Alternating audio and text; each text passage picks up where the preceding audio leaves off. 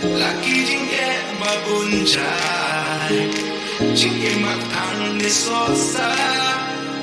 Smiado baro jingge ramani Daki bayam na jenja Na pun kita keken go Shalu kabor banyeng skan Napa kata yang mensen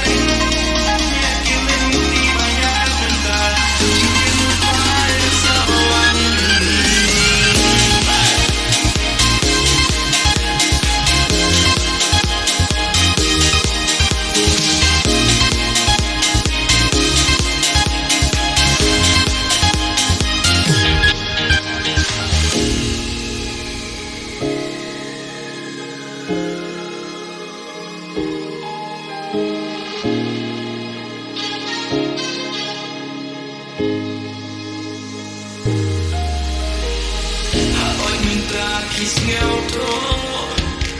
tak nak kodol kajing im bukan saya kajing jing tui si tam kanan toy